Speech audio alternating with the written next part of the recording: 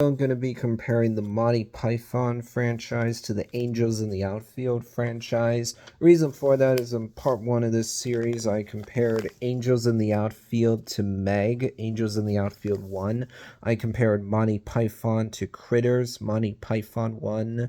I will say I have now actually seen both of the Meg movies. But moving on, when you look at highest score for each franchise, the 1951 black and white movie, Angels in the Outfield, has an 83%. Both Monty Python and the Holy Grail, as well as The Life of Brian, have a 96%. When you look at lowest score, the Angels in the Outfield movie that's in color from 1994 only has a 31%. Monty Python's very consistent. The lowest score is still 86%, which is still certified fresh by 11%. That's a really good sign. When you look at average score in the case of Monty Python, you got an average of 91. With Angels in the Outfield, you only have a gap of 57. And then when you look at gap between lowest and highest score in the case of Angels in the Outfield, it's a gap of 52. With Monty Python, only gap of 10%. Monty Python has won every round so far, so it's going to be winning no matter what. I've seen both versions of Angels in the Outfield. I've only seen Monty Python and the Holy Grail. I like the story of Angels in the Outfield. In the black and white version, it's about this guy, Gruffy McGovern, who is the coach of this baseball team. And at first, he's really cranky and ornery. He swears a lot. He tends to be rather rude to his team, constantly belittling them. Then this newspaper reporter is like investigating him. McGovern learns there's this orphan who's praying for his team, and then she sees angels in the outfield. So a lot of people are wondering, well, did she really see angels or not? Also, throughout the course of the movie, you see McGovern become better. He actually is visited by an angel himself, and he becomes less ornery as the movie goes on. He swears less as the movie goes on. And then in the 1994 version, it's about these two kids who are orphans that are living in a foster home. They end up going to this baseball game. You have a coach in charge of the team who, again, is rather ornery at first, but he is visited by an angel, so it becomes better, like in the black and white version. But in this case, you don't have the one orphan girl who sees angels, who ends up being adopted by our coach. I like that both versions of Angels in the Outfield are these sports fantasy movies. They're, religious fantasy because you're talking about angels. I think that's pretty interesting. I think Monty Python and the Holy Grail is a really funny movie.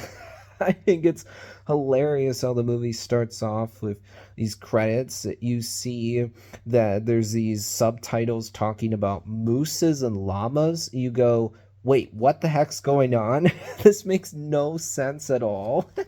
And then at a certain point, you just cut to a yellow screen with bright flashing red lights, which is really jarring. And so you go, filmmakers, what is your goal here? Are you trying to give your audience a headache or a seizure? Then you see on screen this text saying these subtitles have been made at the last minute and at great expense. They've been changed entirely. We want you to know that those responsible have been sacked. So you go, wow, that is hilarious. The filmmakers are actively roasting themselves, making fun of themselves for their own bad opening credits. Then after that, you see these knights acting like they're on horseback when they're really not, so it just looks weird. It's really funny when you know that the reason for this is actually that the filmmakers literally ran out of money, so they couldn't put horses in the movie. And thus they were thinking, how do we make this work? Oh yeah, let's turn it into a joke and have the knights act like they're on horseback when they're really not. And then the knights get to this French castle and they're talking to these guards like about pigeons, how far swallows go, and you're thinking, what the heck are we doing? This is so weird. There's a part where the knights go to this place where this lady is going to be put to death for being a witch, and you listen to what the townspeople are saying, and it literally makes no sense at all. Then you have this part where a knight goes into this castle, and there are these ladies there that apparently are doctors, except they're rather young, and they lead this guy to a bed and start to unbuckle his pants. So he's obviously like, oh, no, no, no, I'm out of here. This is weird. I don't know what the heck's going on. I'm not sticking around. The funny thing is, he came to the castle because he saw the Holy Grail, so he thought it was there. And then this older lady is like, oh, no, no, it's just my sister who's so bad. She put up a light, so you thought the Holy Grail was here when it's not. Then she literally turns her head as if she's turning it straight to the camera and says, should this scene have been cut? I mean, I think it's better than some of the other scenes, but should it have been cut? And then all the other characters in the movie are like, get on with it. That's hilarious. Again, the filmmakers are actively roasting themselves, making fun of themselves for putting this scene in the movie. It's like the filmmakers are putting their head straight through the TV screen, are saying, hey, audience, we're sorry that you had to sit through that scene. We promise you we're going to get the movie back on track. And then this part where the knights are trying to siege this castle. It doesn't go well for them at all. You see this cow tossed into the air, and the cow literally doesn't look real at all. It looks like a model. There's even a line from one of the knights in the movie where he says, oh, that was just like a model. There's another line where someone says, oh, hey, look, it's the character again from scene number, whatever the number is. So, at a certain point, you cut to this book that's about this movie. You get to a page in the book, it says, Sir, Knight not in this movie.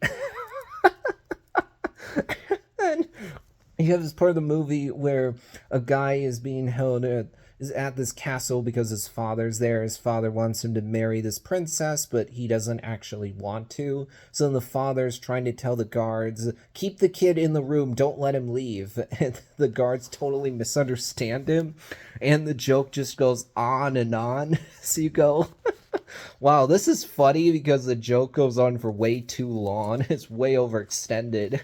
Earlier on, this cart is being led through a town. The guy who's pulling the cart is trying to claim that, oh, the guy in the cart's dead. He's not alive anymore. The guy in the cart is like, oh, I'm not actually dead.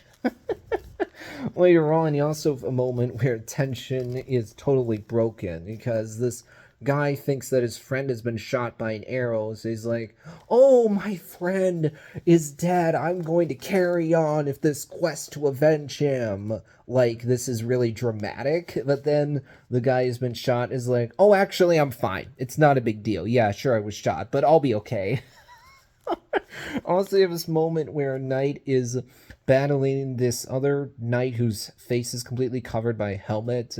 The guy whose face is totally covered is getting his limbs chopped off one by one. His arms and his legs are just getting chopped off, and he's acting like it's no big deal at all. It's like, yeah, I mean, I lost an arm. Whatever, I can keep fighting. At a certain point, he gets bisected. He gets cut in half, and he's still like, oh, yeah, I can go on. It's funny because it's both super dark, but also the way it's done, with the over-the-top way that it's done, it loops back around, so it's actually hilarious. Or you have this part where a knight is charging for his castle because he thinks that the princess needs to be saved, and thus he's just killing people left and right. He kills innocent people. So it's super dark, but also it's done in this over-the-top manner, so it loops back around to being funny. Also, later on, when the knights are trying to get into this cave, these priests show up, and the knights are hearing about how, oh, this rabbit is actually super dangerous, and they don't believe it. But then, Oh, the rabbit just starts attacking everyone. Blood is spraying everywhere as this rabbit is just killing them all. It's like, wow, that's super unexpected because the rabbit looks cute. And it's like, oh, nope, it's a vicious killing machine. And then the knights go in this cave and are chased by some creature. And then you literally hear, oh, the animator died of a heart attack. It literally cuts to an animator sitting right next to a sketchboard. He passes out. He goes backwards in his chair as if he dies of a heart attack. You go, oh wow, that's hilarious. Now the filmmakers are literally making excuses for their own lazy writing. You get to the end, and at first it's building up like we're gonna get a super dramatic ending. All these knights are there, and the guy who's supposedly in charge is talking about how we're going to take the castle for our people, for England, for King Arthur. Yeah, let's go, everyone. And then, oh, nope, they're all just arrested and the movie's over. So they didn't even find the Holy Grail. Everything they did amounted to nothing because, oh, they're just arrested by the end. I think that's really funny. Oh, when it comes to which franchise I prefer, I mean, I could say Angels in the Outfield just because I've seen both versions, whereas I have not seen all the Monty Python movies. But I think actually I'm going to go with Monty Python, honestly, because Holy Grail is a really distinct movie that I remember a lot. It really stands out. I don't think Angels in the Outfield is quite as distinct. Don't get me wrong, I like sports fantasy specifically. We don't really have a lot of those. So, I mean, it stands out in that way, but in general, I think Monty Python does stand out more. It'll be winning, so that'll be it for this video.